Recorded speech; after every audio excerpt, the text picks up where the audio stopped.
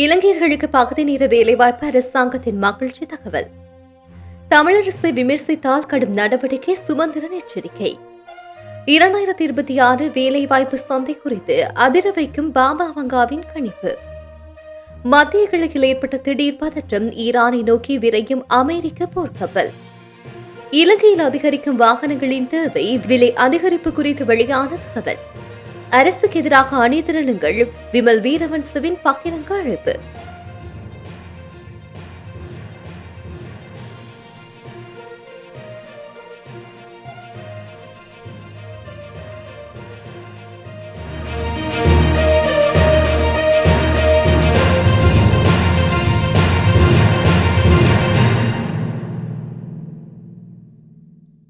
இலங்கையில் பகுதி நேர வேலைவாய்ப்புகளை முறையாக அங்கீகரிக்கும் வகையில் தொழிலாளர் சட்டங்களில் திருத்தங்களை மேற்கொள்ள அரசாங்கம் நடவடிக்கை எடுத்துள்ளது. தொழிலாளர் அபிவிருத்தி பிரதியமைச்சர் சதுரங்க அபேசேகர இதனை தெரிவித்துள்ளார். தொழில்துறை பயிற்சிகளில் ஈடுபடும் இளைஞர்கள் தமது வாழ்வாதாரத்துக்காக முழுநேர வேலையில் ஈடுபட வேண்டிய கட்டாயத்தில் உள்ளதாக அமைச்சர் சுட்டிக்காட்டினார். இதனால் அவர்கள் பயிற்சியை இடைநடுவில் கைவிடும் நிலை ஏற்படுகின்றது. இதனை தவிர்ப்பதற்காகவே பகுதி நேர வேலைக்கான சட்டப்பூர்வ அந்தஸ்து அவசியம் என்றும் அவர் வலியுறுத்தியுள்ளார். இதேவேளை புள்ளிவிவர திணைக்களத்தின் தரவுகளின்படி இலங்கையில் 2024 ஆண்டில் கல்வி வேலைவாய்ப்பு அல்லது எந்தவித பயிற்சியும் இல்லாத இளைஞர்களின் விகிதாசாரம் 17.2% உள்ளது. இதில் பெண்களின் பங்களிப்பு 22.4%, ஆண்களின் பங்களிப்பு 11.9% பதிவாகியுள்ளதாகவும் பிரதியமைச்சர் சதுரங்க அபேசிங்க குறிப்பிட்டுள்ளார். இலங்கை தமிழரசு கட்சியின் முடிவுகள், தீர்மானங்களை பகிரங்க வழியில் விமர்சிக்கின்ற கட்சிகளின் உறுப்பினர்களுக்கு எதிராக கடுமையான நடவடிக்கைகள் எடுக்கப்பட்டிருக்கின்றன. ஆகவே இத்தகைய நடவடிக்கையில் ஈடுபடுவதை கட்சி உறுப்பினர்களின் பிரமுகர்களும் தவிர்த்துக் கொள்ள வேண்டும் என இலங்கை தமிழரசு கட்சியின் பொதுச் செயலாளர் ஜனாதிபதி சட்டத்தரணி மே சுமந்திரன் கட்சி உறுப்பினர்களுக்கு எச்சரித்துள்ளார். கட்சியின் தீர்மானங்களை விமர்சிக்கின்றவர்களுக்கு எதிராக கடுமையான நடவடிக்கைகள் ஏற்கனவே எடுக்கப்பட்டிருக்கின்றன என்பதை தமிழரசு கட்சியின் பிரதேச சபையின் தவிசாளர்கள் தெரியப்படுத்த வேண்டும் என்றும் குறிப்பிட்டுள்ளார். அவர் அனைத்து முறைப்பாடுகள் சம்பந்தமாகவும் நடவடிக்கை எடுக்க வேண்டிய கட்டாய தேவை இருப்பதனால் மேலும் எவரையும் சங்கடத்திற்கு உட்படுத்தாமல் நடந்து கொள்ளுமாறு கட்சியின் அனைத்து உறுப்பினர்களுக்கும் அறிவுறுத்தல் வழங்க வேண்டும் என்றும் தவிசாளர்களை கேட்டுக் கொள்கின்றேன். கட்சியின் நாடாளுமன்ற உறுப்பினர்கள், பிரதேச சபை தலைவர்கள், உறுப்பினர்கள் மற்றும் முக்கிய பிரமுகர்களுக்கு இது பற்றிய தகவல்களை அவர் வழங்கியிருக்கின்றார் என தெரிவிக்கின்றது. கட்சியின் தலைவர் CVK சிவஞானத்தின் ஆலோசனையின் அடிப்படையில் இந்த அறிவுறுத்தலை அவர் தெளிவுபடுத்தியதாக கூறப்படுகின்றது. உலகில் தலை சிறந்த தீர்க்கதரிசிகளில் ஒருவராக கருதப்படும் பாபா வங்கா 2026 ஆண்டு செயற்கை நுண்ணறிவு தொழில்நுட்பத்தால் மனிதர்களின் வேலை வாய்ப்புகள் முற்றிலுமாக பாதிக்கும் என வெளியிட்டுள்ள கணிப்பு இணையத்தில் பெரும் விவாதத்தை கிளப்பியிருக்கிறது. பாபா வங்காவின் கணிப்புகளின்படி 2026 ஆண்டு முதல் மனித உழைப்பிற்கு பதிலாக இயந்திரங்கள் மற்றும் மென்பொருட்களின் ஆதிக்கம் மிகவும் தீவிரமாக இருக்கும். தற்போதைய தொழில்நுட்ப முன்னேற்றங்கள் பல துறைகளில் ஆட்குறைப்பை ஏற்படுத்தி வருகின்ற நிலையில் இவரது கணிப்புகள் இதனை உறுதிப்படுத்துவது போல அமைந்துள்ளதாக தொழில்நுட்ப வல்லுநர்கள் கருதுகின்றார்கள். 2026 AI தொழில்நுட்பம் அதன் உச்சத்தை எட்டும் என்றும் இதனால் வேலைவாய்ப்பு சந்தையில் ஏற்படும் திடீர் மாற்றங்கள் உலக பொருளாதாரத்தில் பெரும் ஏற்றத்தாழ்வுகளை உருவாக்க வாய்ப்புள்ளதாகவும் அவர் கணித்துள்ளார். அத்துடன் அதே ஆண்டில் கடுமையான இயற்கை சீற்றங்கள் மற்றும் சில முக்கிய அரசியல் மாற்றங்களும் ஏற்படும் என அவரது கணிப்பில் எச்சரிக்கப்பட்டுள்ளது. பல்கேரியாவைச் சேர்ந்த பார்வையற்ற தீர்க்கதரிசியான பாபா வங்கா செப்டம்பர் 9 தாக்குதல் மற்றும் பிரெக்சிட் போன்ற பல உலக நிகழ்வுகளை முன்கூட்டியே கணித்தவர் என்பது குறிப்பிடத்தக்கது. 1996 ஆண்டு அவர் காலமானாலும் அவர் விட்டு சென்றதாக கூறப்படும் கணிப்புகள் ஒவ்வொரு ஆண்டும் உலக நாடுகளில் உன்னிப்பாக கவனிக்கப்பட்டு வருகின்றது.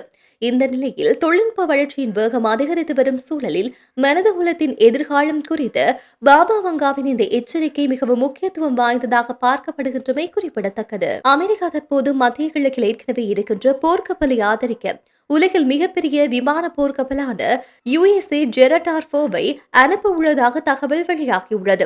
இது டொனால்ட் ட்ரம்ப் ஈரானை தனது அணுகுமுறை குறைக்க ஒப்பந்தத்திற்கு அழைத்து செல்லும் முயற்சிகளில் ஒன்றாக பார்க்கப்படுகின்றது.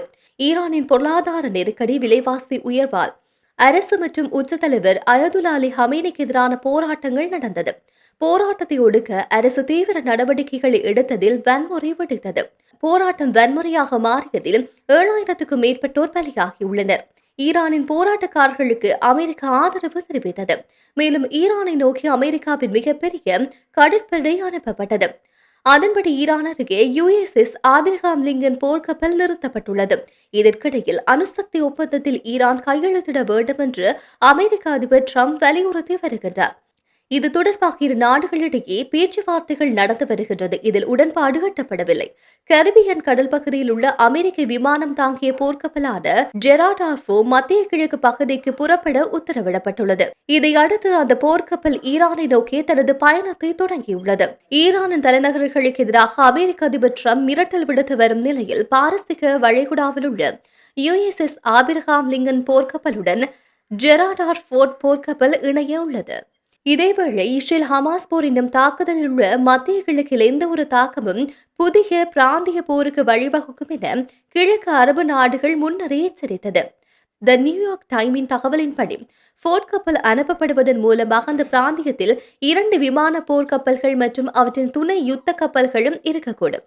ஏற்கனவே யுஎஸ்எஸ் ஆபிரகாம் லிங்கன் மற்றும் அதன் வழி செல்லும் ராக்கெட் டிஸ்ட்ராய்ட் அரபு கடலில் உள்ளது. போர்ட் கப்பல் கடந்த அக்டோபர் வெனிசுலாவின் திட்டத்துக்கு அனுப்பப்பட்டது. அப்போது ஜனாதிபதி நிக்கோலஸ் மதுரோவை கைது செய்யும் அதிரடி நடவடிக்கைக்கு முன்னோட்ட படையில் அமெரிக்க படைகளவை உருவாக்கியிருந்தது குறிப்பிடத்தக்கது.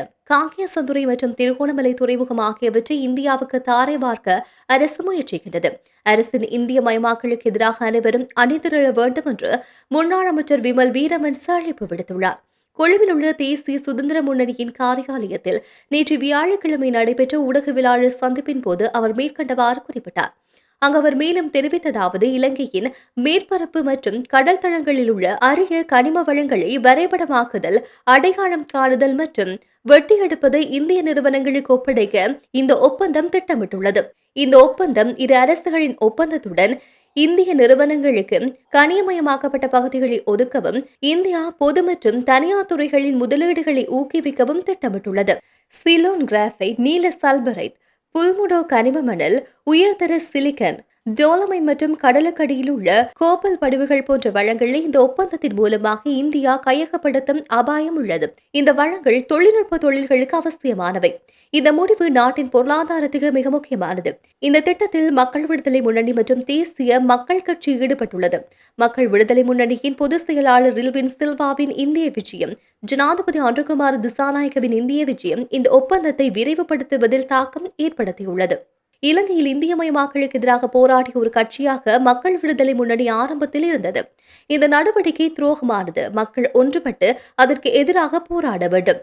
காங்கேசத்துறை மற்றும் திருகோணமலை துறைமுகங்களை இந்தியமயமாக்கும் முடிவுகள் மற்றும் மருந்து சந்தையை இந்திய மருந்துகளால் நிரப்பும் 7 ரகசிய ஒப்பந்தங்கள் போன்று இந்திய தொடர்பான பிற திட்டங்களையும் அரசு முன்னெடுத்துள்ளது. அரசின் இந்த செயற்பாடுகளுக்கு எதிராக நாட்டு மக்கள் ஒன்றிணைய வேண்டும் என்று குறிப்பிட்டுள்ளார். ஜப்பானில் வாகன இல விலைகள் அதிகரிப்பதன் காரணமாக உள்நாட்டு வாகன சந்தையின் தேவை வேகமாக அதிகரித்து வருவதாக இலங்கை வாகன இறக்குமதியாளர்கள் சங்கத்தின் செயலாளர் உஸ்மான் அலி தெரிவித்துள்ளார். இது தொடர்பாக அவர் மேலும் தெரிவிக்கையில் 1000 சிசி முதல் 1500 சிசி வரையிலான இயந்திர திறன் கொண்ட பிரபலமான நடுத்தர ரக வாகனங்களுக்கான விலை அதிகரித்துள்ளது. அத்துடன் ஹோண்டா விசில், டொயோட்டோ ரேஸ் போன்ற மாடல்களுக்கு அதிக தேவை உள்ளது.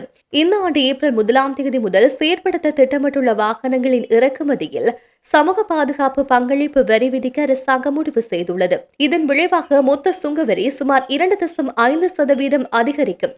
உலக சந்தையின் விலை அழுத்தம் மற்றும் நாட்டின் நிதி கட்டுப்பாடுகள் ஆகிய 2 காரணிகளும் எதிர்காலத்தில் நாட்டில் வாகனங்களை வாங்கும் திறனை நேரடியாக பாதிக்கும் என்றும் குறிப்பிட்டுள்ளார்.